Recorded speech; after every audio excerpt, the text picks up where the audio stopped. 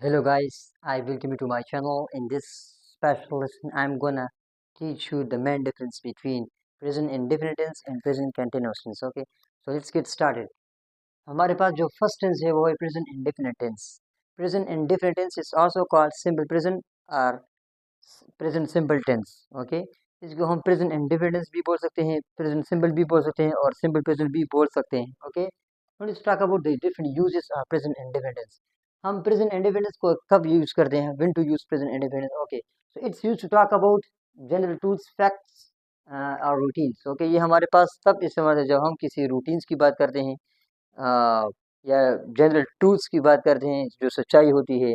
Okay, इसके अलावा हमारे पास भी तब भी इस्तेमाल जब हम हकाइक की बात करते हैं, फैक्ट की बात करते हैं, हकीकत की बात करते हैं, तो हम इसको इस्तेमाल कर सकते हैं. Okay, and present indefinite tense is used 57% in our conversation. This is very important to understand. This is pretty important to understand to know how to learn present independence so that we could speak English. We always have problem in speaking English because we don't know the original structure or the real structure of present indefinite tense. Okay, present indefinite is a pretty complicated tense because इसके positive sentence में कभी कभार आपको first form के साथ या V1 के साथ एस लगाना होता है, कभी ई एस लगाना होता है और कभी आई एस लगाना होता है. So based on that it offers you different challenges.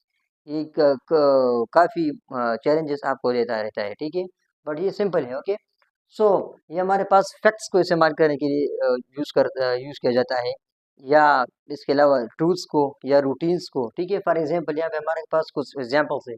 The first example that we have here is water boils at 100 degree centigrade. so this is the reality. The boiling point of water is 100 degree centigrade. Water की जो boiling point है, scientifically speaking, okay, and practically speaking, we can say that yes, this is the reality. This is actually, it shows a fact. Okay, हमारे पास क्या है, एक fact को express करता है या शो करता है कि water boils at 100 degree centigrade. Water जो है हमारे पास 100 डिग्री सेंटीग्रेड पे उसको वैल्यू उसकी बॉइलिंग पॉइंट है. Okay, this is actually fact. The second example is the sun rises in the east. This is also a fact. This is also a fact, or you can say this is also the truth. Okay, the sun rises in the east. Okay, everybody knows that सूरज मशरक़ से तुलूक होता है. Okay, you know about that. So that's why we can say that it is also a fact, or you can also call it a truth. This is also the reality. And to express that truth, to express that fact, we have to use present indefinite tense. हमें present indefinite tense को इस्तेमाल करना होता है fact को बयान करने के लिए. The third example is 2 and 2 make 4. This is also a fact. ये भी हकीकत है. Who can say that 2 and 2 make 5? Nobody can say that. Okay, mathematically speaking, we cannot say 2 and 2 make 5, but 2 and 2 do make 4. दो और दो तो चार होते हैं, पांच नहीं होते. Everybody knows about that. Okay, this is a fact. This is a mathematical fact. This is scientific fact. Okay, so इन चीज़ों के लिए या हमारे पास जब फैक्ट की बात आती है या जब हमारे पास ट्रूथ की बात आती है या रूटीन्स को एक्सप्रेस करते हैं, तो उसके लिए हमें प्रेजेंट इंडिपेंडेंस को इस्तेमाल करना होगा. Okay, no we can also use present independence to talk about permanent actions और परमानेंट सिचुएशंस और परमानेंट इवेंट्स. हम वो एक्शंस जो कि हमारे जो कि परमानेंट होते हैं, मुस्तकिल होते हैं, उनके लिए हम भी प्रेजेंट इंडेफिनिट टेंस या प्रेजेंट सिंपल टेंस को इस्तेमाल कर सकते हैं. For example, there are different examples. Ajan goes to school daily और रेगुलरली. तो ये हमारे पास ये है परमानेंट एक्शन है. हमारे पास क्या है, परमानेंट परमानेंट एक्शन है. ओके, क्योंकि अजान जो है वो परमानेंटली स्कूल जाता है. इस तरह नहीं है कि वो आज जाता है तो कल नहीं जाएगा. ठीक है, he goes to school today and he will go to school tomorrow and then tomorrow and then so on. Okay, इस तरह हो जाएगा. ये हमारे पास क्या है, परमानेंट सिचुएशंस को एक्सप्रेस करने के लिए या उनको डिस्क्राइब करने के लिए हमें प्रेजेंट इंडेफिनिट को इस्तेमाल करना होगा, या परमानेंट सिचुएशंस या परमानेंट इवेंट्स के लिए हम इसको इस्तेमाल कर सकते हैं. Now let's have a look at the second example, that is I get up at 5 every day. मैं 5 बजे रोजाना उठता हूँ. So this is actually used to express my routine. This is my routine. Okay, this is actually my routine. It shows my routine कि मैं कब उठता हूँ. Okay, so हमें चाहिए कि हम प्रेजेंट इंडिपेंडेंस को अच्छी तरीके से मेमोराइज करें, because it is used, we can say that present independence is used 57% in conversation. हमें इसको 57 प्रेजेंट इंडिपेंडेंस वाहिद टेंस है जो कि कन्वर्सेशनल इंग्लिश में या स्पोकन इंग्लिश में बहुत ज़्यादा इस्तेमाल होता है. So we need to understand the actual structure of present indefinite tense and how to start constructing sentences in present indefinite, how to speak, how to write, because it is the most commonly used tense in the English language. ये हमारे पास English language में सबसे ज़्यादा इस्तेमाल किया जाने वाला tense है. Okay, and then we can also use present indefinite to talk about the future plans. कि हम प्रेजेंट इंडिपेंडेंस को फ्यूचर प्लान्स के लिए भी इस्तेमाल कर सकते हैं. It's pretty strange, it's pretty bizarre for you people, but you will get to know about it in a while. Okay, because हम इसको एक और तरीके से भी यूज कर सकते हैं. हम इस्तेमाल तो प्रेजेंट करेंगे बट टाइम एक्सप्रेशंस लगाएंगे. टाइम एक्सप्रेशंस के जरिए से हम इसको फ्यूचरिस्टिक या फ्यूचर के लिए भी इस्तेमाल कर सकें. For example, this is the concert starts at 9 PM tonight. इसका मतलब है कि ये जो कंसर्ट है ये स्टार्ट नहीं हुआ है बट ये स्टार्ट होगा.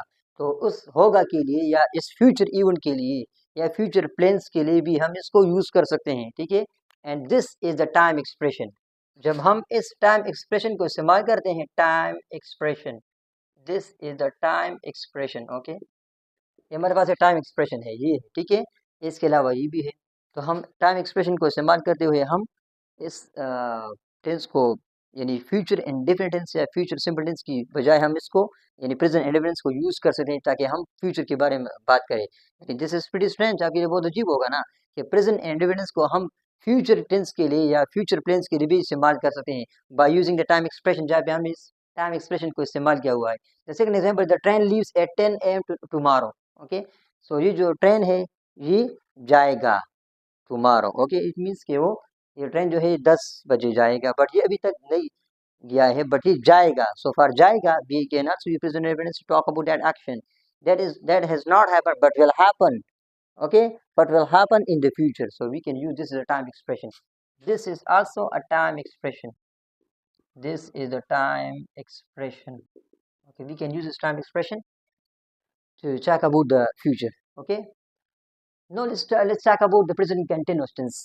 There is a difference between, there is a major difference between present indefinite tense and present continuous tense. Present continuous tense जो है इसमें हमारे पास हेल्पिंग वर्ब्स भी डिफरेंट होते हैं. फॉर एग्जांपल इसमें हम हमारे पास जो हेल्पिंग वर्ब्स है वो क्या होते हैं, वो इज, आर एंड एम होते हैं हमारे पास इसके हेल्पिंग वर्ब है. ठीक है, और फर्स्ट फॉर्म प्लस एनजी लगाते हैं. इस तरह हमारे पास प्रेजेंट इंडिविजुअल में हमारे पास क्या होता है, डू प्लस डज होता है.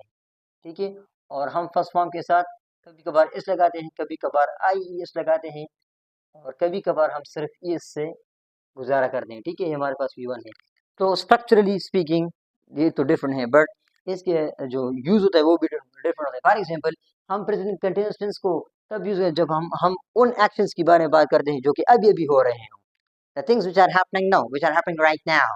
ओके, फॉर एग्जांपल, अभी मैं क्या कर रहा हूँ, मैं आपको आई एम टीचिंग, मैं आपको पढ़ा रहा हूँ. आप क्या कर रहे हैं, आप देख रहे हैं.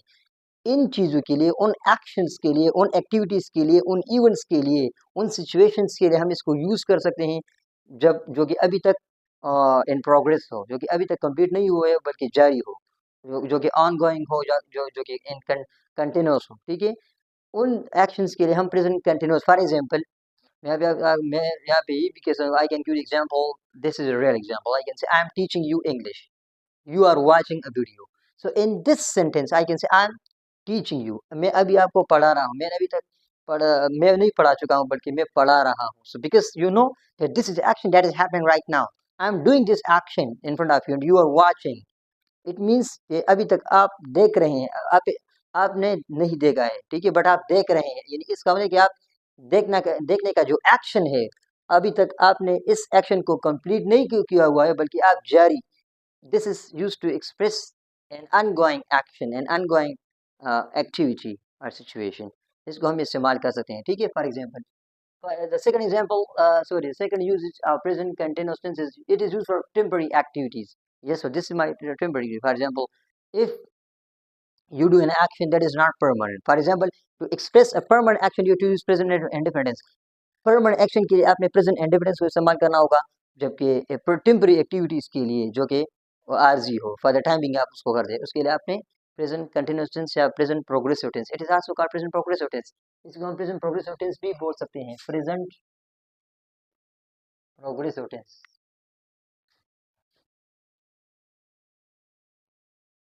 Okay, this is R O okay.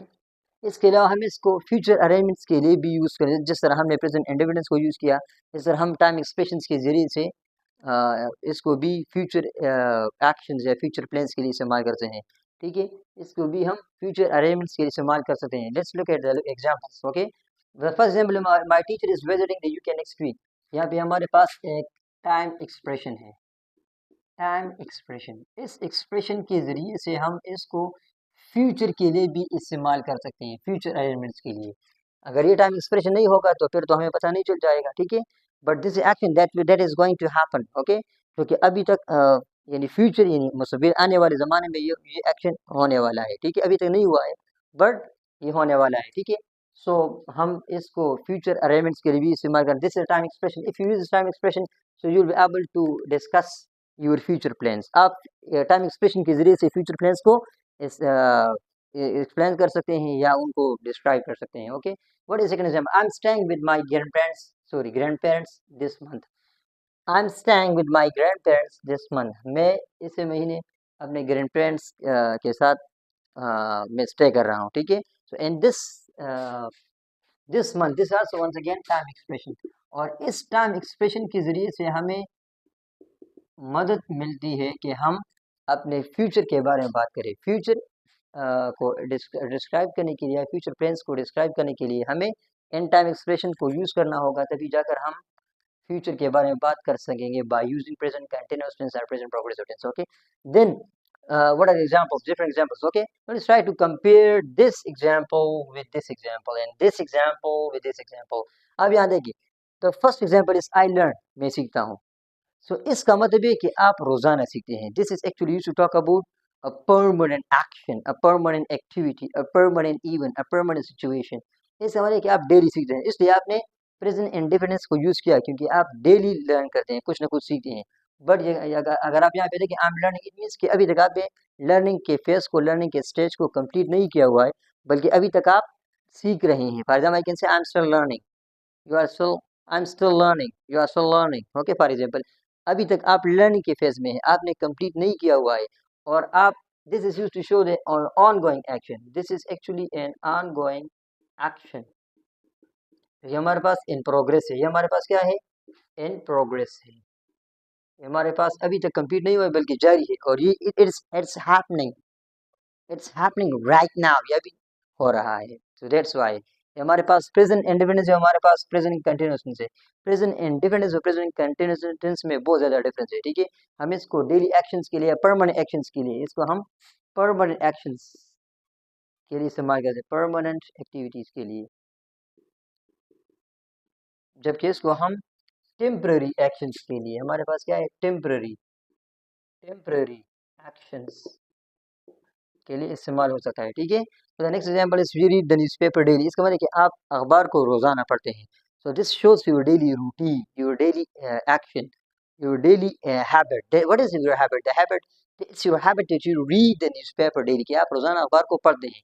तो यहाँ पर हमारे पास क्या है, ये हमारे पास स्ट्रक्चरली, स्ट्रक्चर तो डिफरेंट है बट मीनिंग भी डिफरेंट है। फॉर एग्जाम्पल आप रीड द न्यूज़पेपर डेली, हम रोजाना अखबार को पढ़ते हैं, तो यहाँ पर हमारे पास क्या है, वंस अगेन एक डेली रूटीन है। क्या है, ये हमारे पास एक डेली रूटीन है या ये हैबिट है, जो भी आप इसको कहे। ठीक है, and this we are reading newspaper, means कि आप अभी तक रीडिंग कर रहे हैं, फॉर द टाइम बीइंग्स, वक्ती तौर के लिए आप रीडिंग कर रहे हैं। ठीक है, और आपने इस फेज को कंप्लीट नहीं किया हुआ है। ठीक है, so it was the difference between present indefinite tense and present continuous tense or present progressive tense. I hope you really enjoy watching this video. Don't forget to like and subscribe to our channel. Till then, take care.